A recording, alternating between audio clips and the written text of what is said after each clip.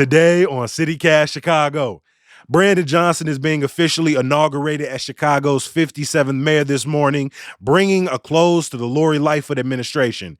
We asked City Hall reporters Mariah Woelfel from WBEZ and Heather Sharon from WTTW what grade they're giving Lightfoot and what they're expecting as Johnson makes his way to the fifth floor. It's Monday, May 15th. I'm Jacoby Cochran, and this is what Chicago's talking about.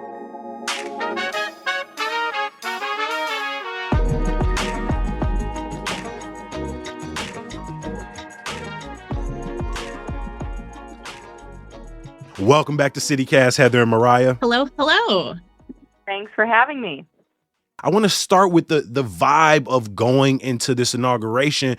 Heather, does 2023 inauguration feel different from 2019? It absolutely does, because it's a little bit hard to remember, but Lori Lightfoot won 75% of the vote in the April 2019 runoff. So she was really just at the peak of her powers on Inauguration Day. She had really sort of reshaped the political landscape because she won every ward and she won nearly every precinct. And she did it by promising an end to politics as usual. And she sort of started to try to do that. And I think immediately sort of ran into the exact problems that would dog her administration from the first day until the very last day. Mariah, so much of the tension and scrutiny towards Mayor Lightfoot was people feeling like she didn't live up to some of those big campaign promises from 2019. How would you rate, if you wanted to give it like a report card like ranking, how would you rank the mayor's ability to keep those campaign promises?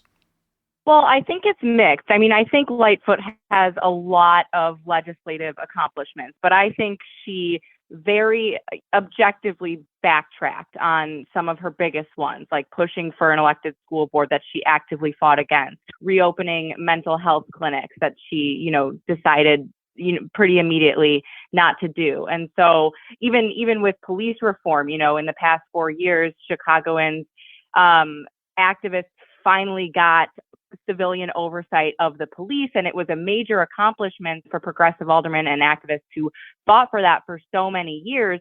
But Lightfoot spent a long time trying to water that ordinance down. It's a less strong version than what people had envisioned, and so I think it's a mixed bag. I'm gonna ask you again, mixed bag. Is that a C plus, C minus? What that looking like? Mixed bag. Is that average? I knew you wouldn't let me get away with not giving a grade on that. I would say a C. I would say a C on Lightfoot's keeping of her campaign promises. I don't know if Heather would agree. Well, I think Mariah is being a little bit generous to the mayor, honestly, because she vowed to end aldermanic prerogative, which is the decades-old rule of giving each alderperson the final say over ward-related issues. That practice remains nearly entirely intact, and it has not changed significantly in a way that would help Chicago become less segregated or would require more affordable housing in wealthy white areas of the city. I also think that she ran in large part on that experience that she had on the police board and as the head of the task force formed in the wake of Laquan McDonald's murder by a Chicago police officer. And the fact of the matter is that the Chicago consent decree, the police consent decree, is only 3% complete. And she vowed to swiftly implement those reforms. And I don't think that you can sort of categorize 3% completion as anything other than really a failure to fulfill that promise. And, I think that we heard her acknowledge that a little bit in the few media interviews that she's given, is that she credits herself not with accomplishment, but for, quote, planting seeds. And I think that is an indication that she herself acknowledges that she fell short. Now, I'm sure that she believes she fell short in part because of the pandemic. It just became impossible to get anything done because she was literally consumed with making sure as few people got sick and died as possible. And there's no doubt about that. But the fact of the matter is that she promised those things, backtracked on several, and just didn't accomplish others. And I think that is in no small part why she finished third in her reelection bid and did not even advance to the runoff. Professor Sharon, such a great commentary, a great answer. But Mayor Lightfoot's semester is over, and what grade are you putting down? I'll give her a C+, and I'll give her the plus because the fact of the matter is that no mayor would have been prepared or equipped to lead Chicago through the COVID-19 pandemic. And I think she deserves a little bit of grace on that.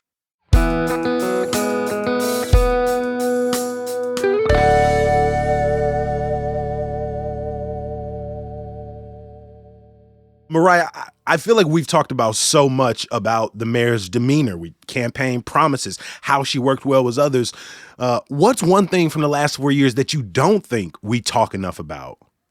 Well, I do think, kind of Heather's, the conversation about aldermanic prerogative brought to mind the way that Mayor Lori Lightfoot really re-solidified mayoral power in Chicago and used it again and again. Heather and I sat through countless hours-long city council meetings where it was just parliamentary maneuver after parliamentary maneuver, the council doing flip-flops at times, Mayor Lori Lightfoot's allies doing flip-flops to rush through policies, the Chicago casino being a chief example of that, which was ultimately, passed in less than a month from when Lightfoot announced who the winning bidder for the project would be. She created a city council committee full of her handpicked committee chairs, the special casino committee, to see that project through, which the casino, another major accomplishment that had been decades in the making that got done under Mayor Lori Lightfoot. But yeah, she made some enemies along the way, and it's in part because of how she used her, long-standing but kind of unwritten in many ways executive power. And I think we're seeing some signs of how that might change a little bit, might not change under Brandon Johnson. No, that's a great point, because I also think beyond legislation, I think, the NASCAR deal, I think selling public land to the Chicago Fire, a lot of those things were done unilaterally, if you ask city council. Heather, I watched you in a few of those press conferences, and the relationship between the mayor and the media, the mayor and staffers, the mayor and members of city council at times was framed as contentious. As somebody who sat across from the mayor, who asked questions and follow-ups, do you think that criticism is fair? I do. And I think that it's important to remember that Lori Lightfoot is not a career politician. At her heart, she is a prosecutor. She is a high-powered lawyer, and she liked to treat news conferences as cross-examinations. So it was always combative. And I think that what I found most frustrating was that there seemed to be little sort of agreement of what the facts were at issue. So, for example, I did a lot of reporting about sort of the number of police officers who had refused to get the COVID-19 vaccine, putting them at risk of discipline or dismissal. So I had FOIA'd a bunch of data from her office. I had crunched the numbers, my Excel spreadsheets were popping. And so I presented it to her, and I basically was like, why is this not clearly an example of these officers you're sort of using this exemption to avoid getting the vaccine, and why are you allowing them to do it? And instead of sort of directly addressing the question, she disputed the data. She told me my data was wrong and that the numbers were incorrect, and they weren't, of course, because they were from her office. And that made it really difficult to sort of talk about the issues, right? Because it was always sort of framed, I think, as not, I'm here to sort of ask about information that the public needs. I think a lot of times she saw it as she felt like we were there to sort of like confront her or embarrass her or sort of like play gotcha journalism.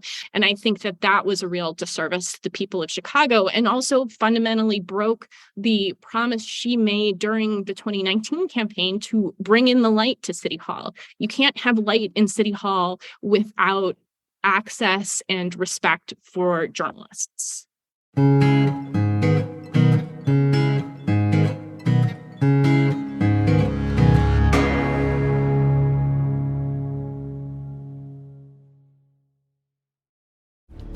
This episode is brought to you by the new Disney Plus original series, American Born Chinese. Based on the graphic novel by Jean Luen Yang, American Born Chinese tells the story of an average teenager that becomes entangled in a battle with Chinese mythological gods. This star-studded cast includes Academy Award winners Michelle Yeoh and Ke Huy Quan, plus Daniel Wu, Jim Liu, and Ben Wang. American Born Chinese, premiering May 24, exclusively on Disney Plus.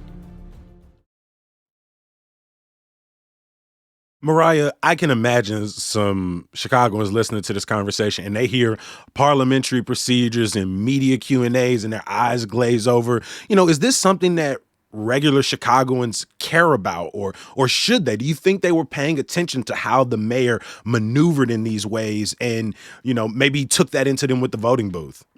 Oh, absolutely. I think that Chicagoans do pay attention to the way politicians answer or don't answer questions. And the other thing is that this was during the COVID-19 pandemic when press conferences were probably getting the most views that they ever have in the history of Chicago politics, because everything was being live streamed. People were tuning in to listen to Dr. Allison Arwady give them, the latest information about the pandemic. And maybe some of those habits kind of stuck. Let's talk about that relationship with city council and how Johnson is orienting himself to the city council. How do you think he will fare as he starts to name, chair leader, or starting to name committee chairs and starting to name floor leaders? So Brandon Johnson Mayor-elect Johnson had, expressed general support for council independence on the campaign trail, but didn't really give specifics about how he envisioned that. It does look like Johnson is going to be choosing his own committee chairs. And so that is one indication that he is interested in maintaining the long-held mayoral power to, really have a sway in when legislation comes up for a vote or not. Alderman Carlos Ramirez Rosa is one of Brandon Johnson's biggest allies, and he will surely play a large role in whipping votes and overseeing, policy getting moved through the legislative process on the city council.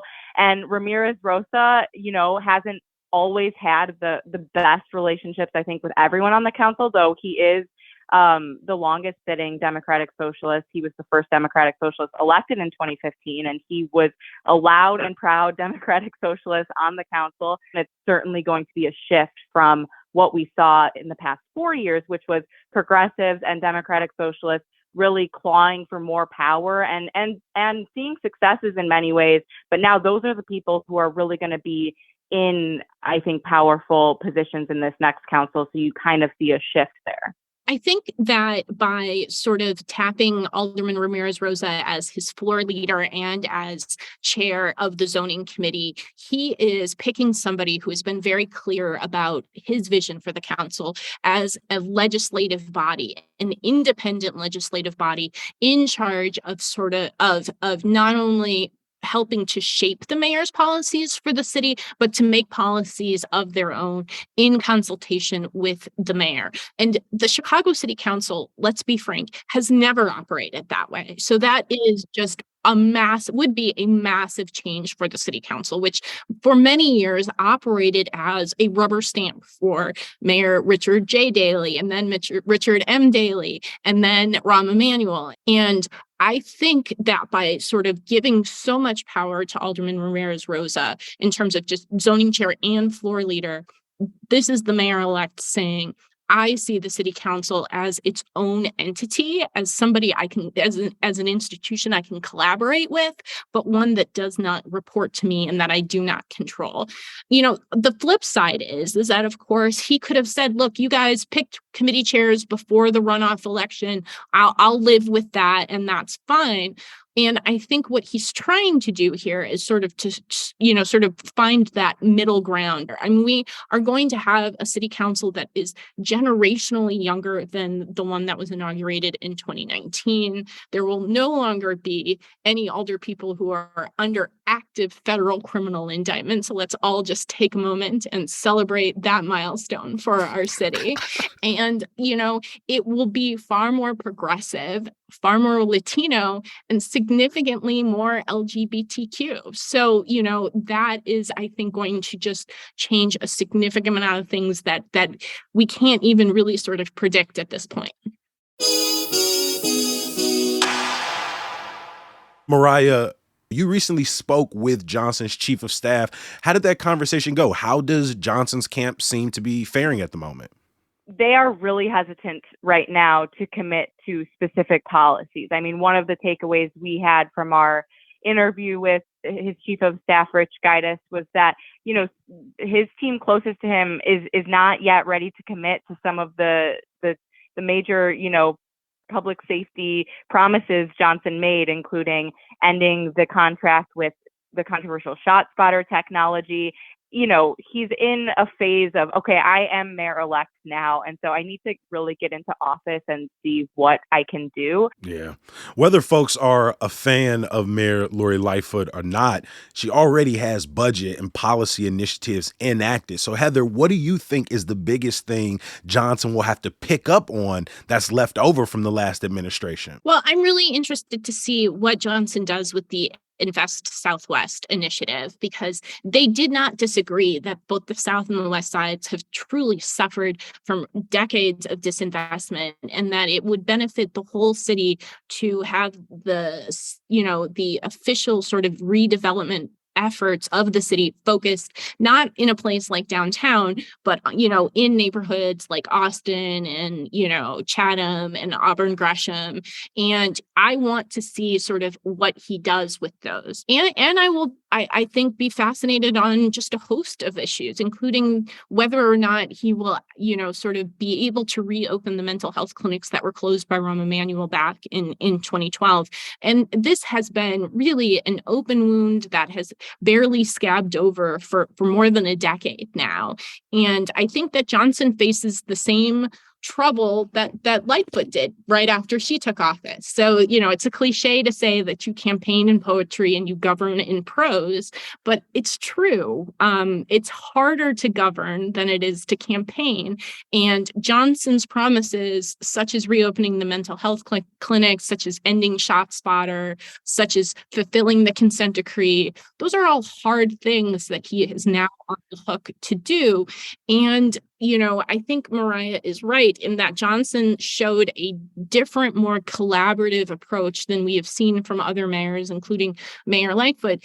And the upside of that is that potentially it makes your job easier, because once you announce something, you already have buy-in. But the downside, of course, is that you have had to collaborate with a whole bunch of people, and you've had to herd those cats, and maybe they don't all agree on a solution, and maybe you get mired in talking and collaborating, and you never actually get anything done. And that is politically perilous as well. So, this is apparently my section of the show to use all of the Chicago cliches, but politics is not beanbag, right? Like, it is not beanbag. And Johnson will have to make no small plans to address the problems facing Chicago. Nice. WTTW's Heather Sharon and WBEZ's Mariah Woelfel, two of the best and brightest City Hall reporters Chicago has to offer. Thank y'all, as always, for making time for little old CityCast Chicago. Happy to do it. It's a pleasure. Thanks, Jacoby. Before I let you go, a little bit of news. Tomorrow night, community members on the Near West Side can learn about a slate of proposed developments for the neighborhood, including a restaurant, expanded Blackhawks footprint, and a new music venue. The meeting is at 7 o'clock and open to the public. After weeks of delays and community protests, an Inglewood Save-A-Lot is now open at the former Whole Foods location. Now, we wait and see if the store can improve on the brand's reputation on the South Side. The Writers Guild of America will picket NBC's Chicago office in the Loop this Wednesday at noon. You can learn more about the strike and what writers are asking for in our recent episode with writer and creator Zay Dorn. And some good news. The Bears have released their 2023-2024 regular season schedule with one of the best promo videos I've seen in a while. You need to check it out. It's inspired by the hit TV show The Bear. will open at home against the Packers. I know it's early, but I want to hit those predictions. Text us at 773-780-0246. Leave your name and what you think the Bears' record will be at the end of the season. Hey, that goes for you too, Corley. As always, we appreciate you for listening. We're here bright and early tomorrow morning. We'll talk to you then. Peace.